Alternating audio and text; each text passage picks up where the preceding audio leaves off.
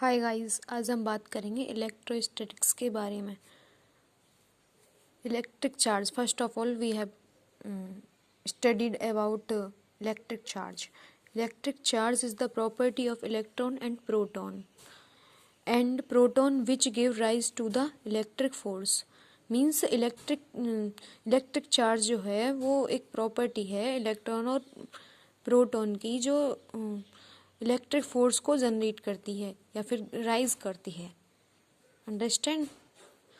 अब conservation of charge second, it can neither be created nor be destroyed. It is constant.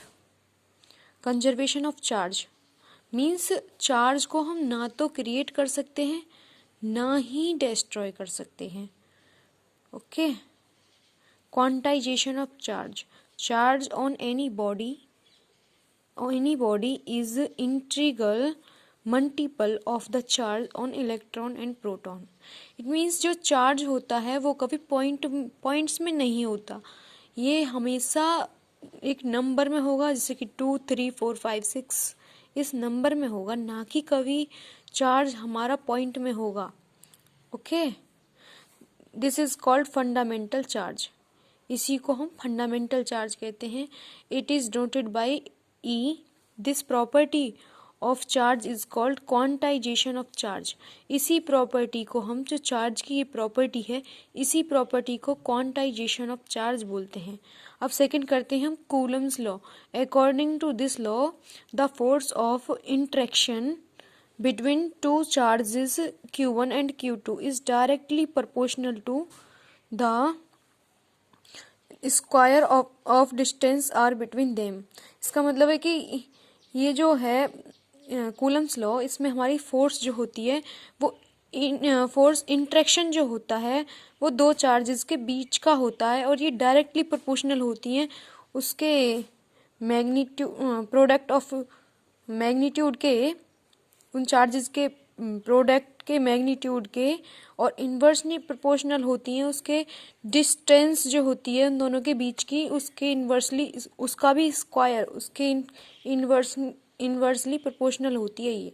अब इसका formula जो vector form में हम लिखते हैं, F=1/4πε0 Q1 Q2 upon R square, और ये R हम वेक्टर डायरेक्शन के लगाते हैं। ओके। अब intensity of electric field at a point is the electric force experienced by the unit positive charge. That point it is denoted by E, और E को हम लिख सकते हैं F/Q0। ठीक है, मैथमेटिकली हम इसे दिखा सकते हैं। और ये सॉल्यूशन है इसका, इसे देख लेते हैं। Electric field intensity due to the point charge equal to हम लिख सकते हैं अपॉन Q0, अभी बताया है मैंने। F इक्वल टू ये जो हम ये हमने इसमें बताया कूलम्स लॉ वाले में, ये इसका ये F, तो हमारी F की जो वैल्यू होती है ये होती है 1/4πε0 Q1 Q2 Q1 भी लिख सकते हैं, Q2 भी लिख सकते हैं, लेकिन Q0 अपॉन R स्क्वायर, और ये R वेक्टर हम डायरेक्शन के लिए दिखा रहे हैं।